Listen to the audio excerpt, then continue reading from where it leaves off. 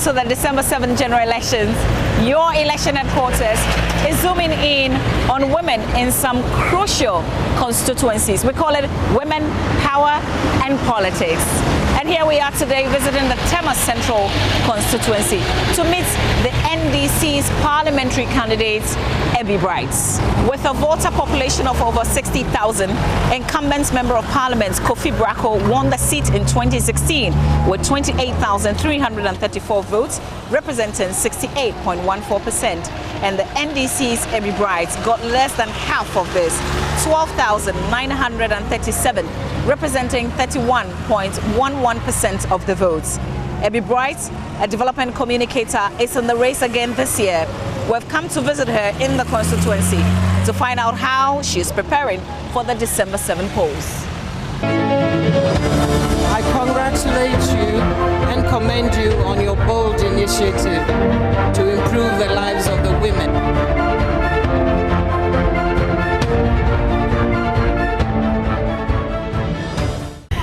Well, thank you for welcoming us into your constituency and taking us around. I'm honored that you dropped in today, because I'm always proud to show my constituency off. So why don't you start off by telling us about the Tema Central constituency and why you're so passionate about it? Well, this is where I would say I grew up. I mean, before the age of 10, no, but since then, this essentially has been my home. And it's the place that I compare all others to, whether it's in Ghana or outside Ghana. So sometimes you go to more developed areas and you feel envy, and you're thinking, why can't home be like this? And then also the fact that at least growing up, this constituency was a lot plusher and a lot more solid than other places could claim to be, and I grew up on stories of its past glory, and somehow that engendered a passion and some challenge in me to contribute my bit to all that greatness. So yes, that's why. There's a little bit of everything in your constituency, and I guess if you stop at a certain point, you think, oh, all is well. Yeah. It's nice.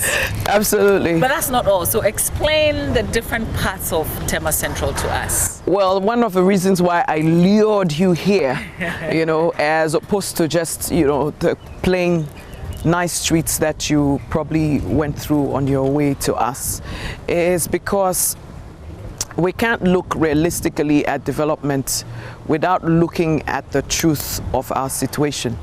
And a huge proportion of our demographics are housed in these areas. We're a constituency that's coming from a history of being employed, workers serving the heavy industrial area and light industrial area. Actually, where we stand right now is within our heavy industrial area. But before now, it used to be, I wouldn't say now, but for quite a while before now, we had a situation where there was a good relationship between the industries and the communities that housed their workers, and certain basic expectations for workers in Tema Central, about both their employment and their living conditions. But as we speak today, as you see, you look over there, there's this truck, which has obviously been driven by a resident of the area who is in the oil services, stream. But here again, this is where they live. So it's completely at odds with how Tema was conceived and how we continue to be perceived. And so it's important that as we make promises, for example, about opportunities, for example, I have something called the Right Opportunities Plan, where I'm promising innovations in education, job opportunities, startup businesses, and all of that. I can't do that honestly without taking account of what the reality is for most of the people that I'm promising. So this is one of the things. So I also have the right care plans. And for me, that's about the sanitation and the social environment, living conditions, care for the elderly and workers and all of that, job security and a lot of things, and that cannot happen in the vacuum of bad living conditions. We have to see the density of populations here are a tax on existing health infrastructure, on existing road infrastructure, on sanitation, on sewage, on everything. So I don't think that there's been enough articulation about all these issues. And I am promising that they would be diagnosed properly. And that is why the plans that I have are actually realistic. So as opposed to just making promises, I'm also expressing the fact that I am in tune with the environment. And so my plans have been made, in deference to the environment. I think sometime this year you wrote an article and you mentioned this super paper slum, which is one of 5 in your constituency. Yes. What's unique about the slums that you have in Tema Central, and what do you want to see changed about it? I know you've talked a bit about this specific area. Yeah. Well, what is interesting about the slums is that increasingly a huge proportion of our demographics are housed here. Now, they, of course, obviously have not experienced the promise of Tema and Tema Central.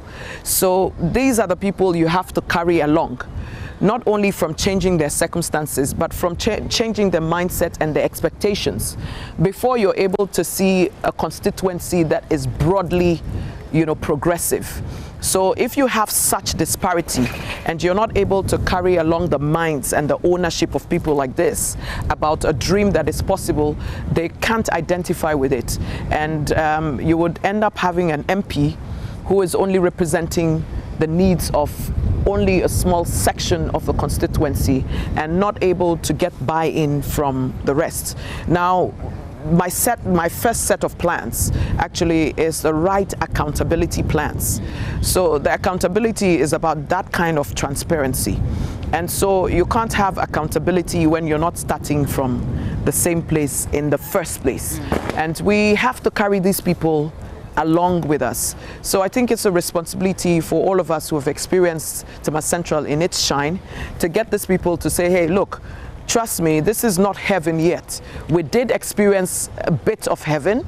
You've come to meet it at a point where it's not so good, but we need you to join us, to make sure that it actually gets to that place. Because I think that there's a lot of disappointment here. If this is Tema, if this is the Tema Central, of the stories, then it's hugely disappointing. Yeah. Okay. So can you explain the different things, what makes Tema Central generally unique? What would we find or what would I find now that I'm in Tema Central? Well, ordinarily it's the people. Unfortunately, we've been giving a bad deal over time. And here I'm challenging, on the national level, that Tema has really been giving a bad deal. What you would find are the people, the plethora of talents and skill sets that ordinarily will be here. And like I will go back in and again and say we failed them. We failed to tap into that. We failed to consistently engage that, and so that our people are no longer employable. What you would find is the heavy industrial area on one part of it, and interspersed with slums like this. And what you will find, and the heavy industrial area houses companies like Tor, Nestle, GTP, DVLA, where we have to drive our cars through, and you'll figure out how it is to actually get your brand new car to go and get registered in Tema. The steel companies, ferrofabric, there's a lot here, the heavy industrial area. Then we have the light industrial area, which is made up of fabricators, artisans, craftsmen, repairers. These are chiefly responsible for servicing the needs of the heavy industrial area and then the residences. So I don't really need to move out of Tema Central to get any kind of gadget repaired or to even have custom built, machinery, ordinarily. Except, of course, with the failure, that is becoming increasingly the case. Then you'll have the residence, which is beautifully lined streets with trees Over time, we've lost a bit of that. We used to have a lot of green belt areas. Now we've filled up a lot of those and sold out. It's a crumbling social structure, but it still has a lot of evidence of its past glory. Also, what you will find are farmers. For example, behind where I live. Do you have farmlands here? Yes, we do. So the swamps and the Ramsar sites have usually been engaged, you know, in a very interesting ecosystem where you have plants and animals just cohabiting and coexisting beautifully. So all those areas, we have award-winning farmers, national best onion farmer and the likes there, year after year. Increasingly, we're making them a bit more uncomfortable because, of course, we're selling off the lands that they would use ordinarily to produce this. So there's a lot to see in Tema Central. If you go around also, you'll see a few parks that are quite derelict at the moment. You will see courts for basketball, for games that we're just trying now to revive so that the social life, you know, gets back on course. We used to have entertainment centers, clubs that are thriving. We have a few now. Now, I'm not really a club person, but hey, we're a port township, so we need to be able to offer, you know, these kinds of entertainments so that the workers here, the residents here, find leisure and rest, which is an important part of working also. And that the promise that Tema has in terms of its port, in terms of the exports and imports and all the companies that we house, you know, can actually plow the money back into the community. Also, what we'll have is several education centers. The tertiary institutions are springing up. We have quite a few now, about 5 of them. We could do with more, you know, but you have, you know, basic schools. Education used to be top notch here, except that the facilities are run down. So what you have is a lot of past glory and a lot of promise. Yeah. So why don't you tell us where you're taking us next? Well, I think that we'll make our way down from the Super Paper area. We'll make our way down to DVLA, okay, just so you travel with us. The promise of, you know, offering the service of registering your cars and all of that, and you know, in comfort. I want to say I can't wait, but I have a feeling that I should wait, actually. Well, I think that you should wait. Tema Central is hopefully about to, you know, produce an MP who is very concerned about Tema and Tema Central. Sorry, another thing I need to point out is that you can't discuss Tema Central in isolation of Tema. Okay, for demographics and population purposes, we keep getting cut up into smaller bits. But if you realize the landmass is not so big, but we're densely populated. And so everything that concerns Tema Central inadvertently concerns Tema in general, and then Ghana, because a lot of the services that we provide, and just by our being, you know, we essentially are the pulse of the nation's economy. I congratulate you and commend you on your bold initiative to improve the lives of the women.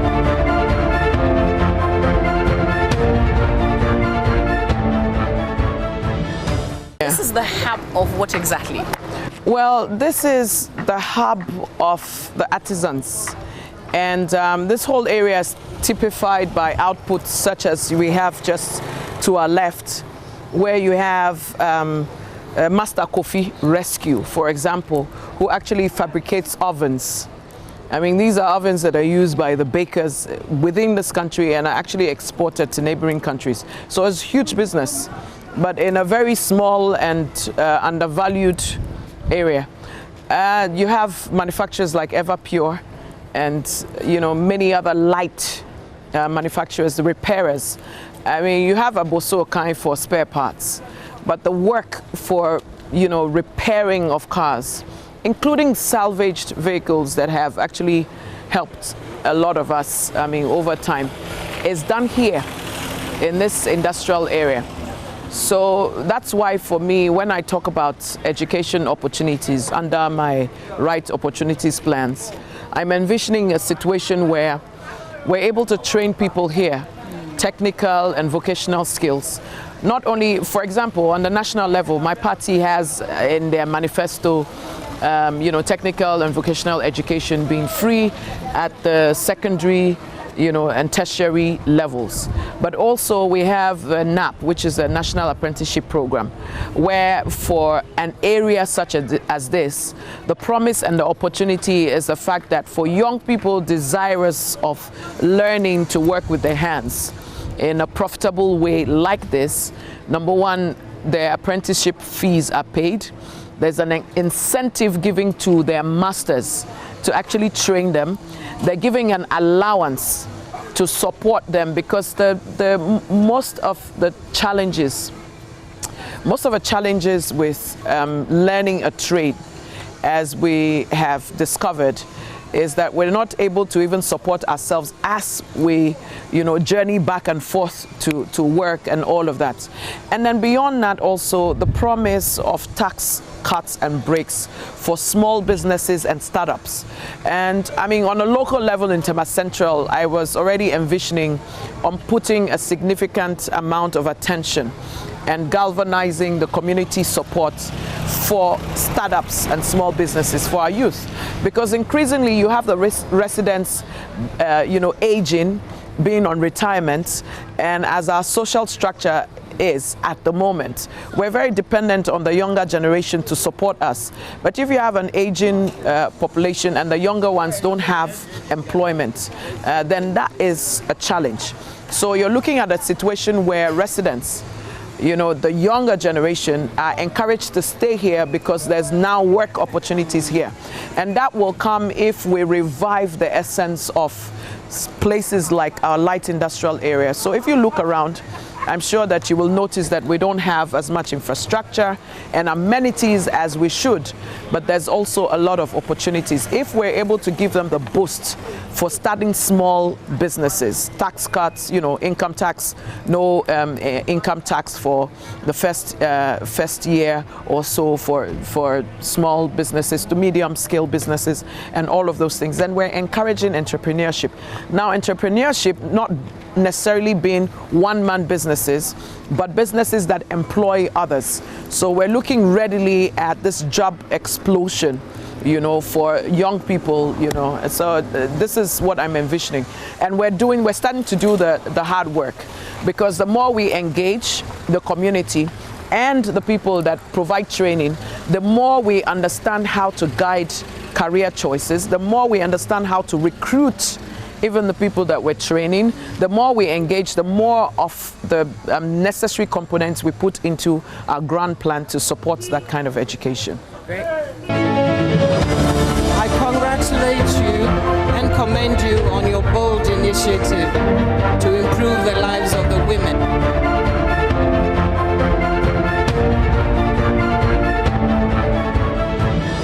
So are there challenges in this race, particularly because you're a woman? Oh, most definitely. But we're at a place in our democracy right now where there have been enough examples before us and enough experience to be abreast with the reality of a situation. So it's not a game for people that are not serious and are not willing to pay the price, to get into at this moment. And so, like I said, there's been enough experience. A lot of the challenges are a bit old. They might not necessarily be less painful, but you expect them more, and you are supposed to have developed not only a network of support to manage them, but also the skills to be able to either focus specifically on what it is that you're about and ignore, or find ways to get the society to grow along with you as, regards horrible things like that. I say horrible because some of them are really horrible. Having said that, I would say that it's a lot better here than in many places. You have to give credit where credit is due. I'm standing for a political party, for example, which is going to give us a female vice president. This is a first, but look how far away from that woman I am in terms of footsteps. So if people like her have come before, you can't be making excuses today. Having said that, there's a lot more work also for those of us involved in politics to do. In shifting the conversation away from these difficulties into, the strengths and the victories that we continue to chalk day in, day out. It will be easier for people to insist that I'm an airhead who is probably trading my body, for politics. It would be easier if I wasn't engaging the issues. And so the more that I concentrate on the issues and they resonate with them, the more the issues connect with the people, the more silent those nonsense, so to speak, will be. Also, you have to reach deep inside every now and then for the core things that got you involved in this in the first place. And if it's coming from a point of pure passion and determination, almost a madness to see things change or to represent your community, then most often than not, that overrides the difficulties. Yeah. Okay. You were in the race in 2016. You couldn't make it even though you gave your party some significant amount of votes. Yeah. You were not so sure if you're going to go for the 2020 ticket. I wonder what changed. Well, I was actually almost decided that I wasn't going to go. It wasn't even uncertainty. Yeah! It wasn't uncertainty. It was because I wasn't sure if the price I was paying was fair to the people around me. Number one, to my family, to my friends. It's one thing to argue when they're only insulting you, calling you all the unprintable names that they call women, and people are uncomfortable with that. Your family doesn't want to see you go through that. You can prove that you're strong enough, but when there's bodily harm, when there's threats to your life, when you go through certain things that seem like they're not worth it, then those are the things that made me decide in their interests, not even in mine. By the time you're making a decision to do what you're doing, there's enough example to show that it can be risky and your life is at stake. But increasingly, you don't want to involve other people in it. Just like what has happened to me recently, just a few days ago. I had received threats before, but you're still thinking it's under control. You're not thinking that people will endanger other innocent people. I'm innocent. Why would anybody want to threaten you? Well, I'm innocent. This is a race. Yes, I'm innocent because I'm purely this because I want to serve. But that's an innocence that I am convinced of, and I have to convince you of. Because politics didn't start with me in this country. We've seen how it's been characterized by, some violence and insecurity.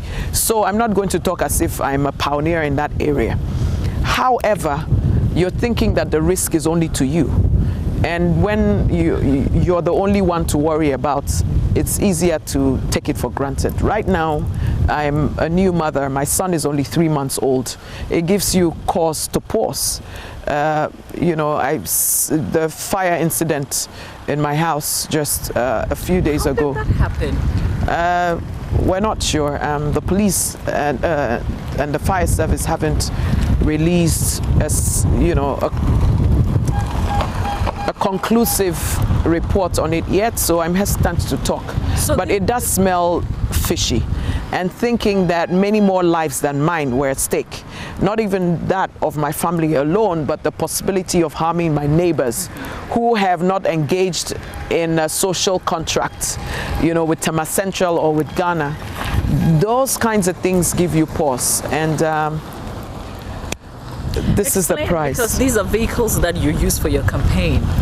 Well, I use for my life. At the moment, there's one thing, politics, if you do it the way that we do it here, can actually make you quite poor.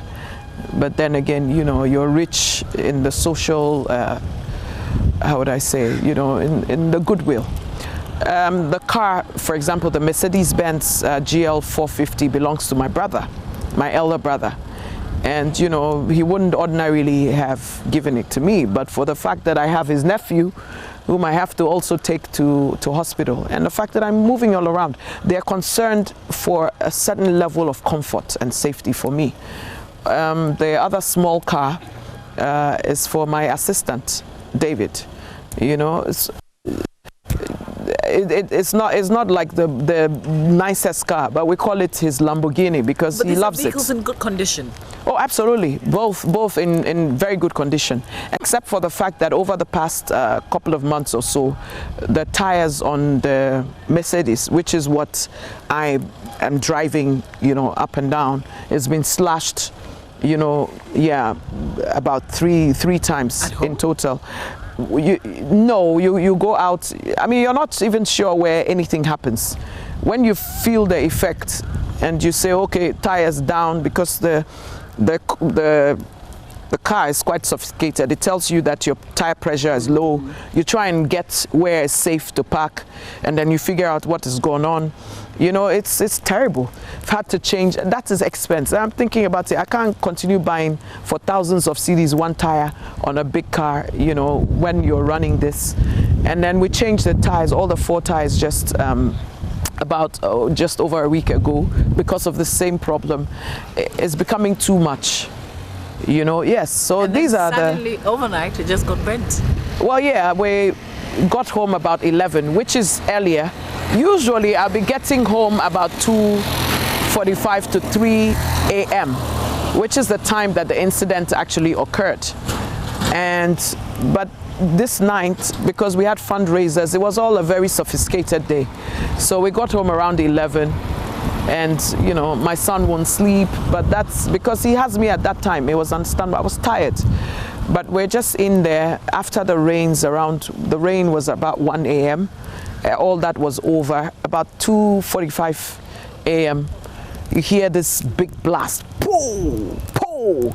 I mean, it can't be my house. There's nothing, no guns or anything are going to be going off from my house. So if you can ignore, you ignore. Just a few minutes, you realize the trouble is home, you know, and then you're focused on getting these people that you love and you owe protection, you know, out. And you're thinking this wouldn't happen if, if it's just regular me, you know, so. Did it make you want to change your mind about this whole politics? No, it's making me regret the fact that I'm not sure what is available to me to protect the people I love. We can't turn back now. If there's one thing I'm convinced about, is how much of the aspirations of the people I actually carry with me. My plans have been developed from a lot of hard work that a lot of people have put in. There are plans that have been developed from listening to the constituency, number one. So a lot more than 2016, this elections for me has a lot more investment in terms of the human resource, the minds, the aspirations, the emotions of people. And I don't have any excuse, because people that are supporting me, that are following me, have showed remarkable strength. And they've also proven to be very understanding of the way I look at things. So ordinarily, you'll hear pockets of people saying we're going to retaliate because they're sure that it's your opposition. And they've been tearing your posters, and they've been slashing your banners, and your billboards. So now they're convinced that they've gone a bit too far. They're going to retaliate. But all in all, I think that most of the people that support me understand that that is not the way that I handle things, and that they need to make an effort to be tolerant, and they need to press on to do things the right way. It's been a long journey, but I'm confident in the trajectory that I've decided to go as far as my politics is concerned. It might not be the usual route. It might shake up the status quo a little bit, so it might be tougher than it could be, but this is the only way that I will do it. You're a fresh mother? Yes. But you're hoping that this time around you make it to Parliament. Absolutely. The 8th Parliament in 2021. What difference would a woman make in this constituency? Well, it's not only a woman, but what kind of woman? If we just had a woman standing here, I would be concerned about what this woman is thinking for the constituency. what kinds of relationships does she have with the constituency? In what way has she engaged the constituency? What is she interested in the first place? And what are her attributes that will make her, you know, a good advocate and a good servant of this constituency? And so these are the questions that I've had to ask first of myself as a person, before as myself as a woman. Now as a woman added, things like security, like I say, youth has a funny way of making you take a few things for granted. You know, we're a bit foolhardy and we're probably not as patient as we should be. You're a mother now to a 3-month-old who is demanding what logic shouldn't be demanding at certain times. It's inconvenient. I'm training every day. I'm becoming better at managing inconveniences. I'm becoming better at cutting my losses on you know, what is fantastic and getting down to the dirty business of just cleaning things up. And I'm getting more realistic in my outlook, more patient and more encouraged, because I mean, in 3 months, the growth of my son is proof that, I mean, we can achieve a lot in 3 months. I'm more encouraged. Also, women by nature are more homebound. You know, I say this because I hardly am able to look a lot outside Tema Central in terms of what I'm interested in. Even when I go out, everything is in comparison, and I'm thinking how we can do this here as well, or how much better we are. So that natural, you know, those natural attributes of being a woman, you know, I think they come into play and they will give the constituency a better deal. Okay. Yeah, also there's a trust factor, because we're always bringing things home for women. We're not very interested in exploring and exploiting, in French we say ailleurs, I mean elsewhere. You know, everything about us is home. And so for me, Tema Central is home, and so I'm giving my all to home. Great. Just finally. I congratulate you and commend you on your bold initiative to improve the lives of the women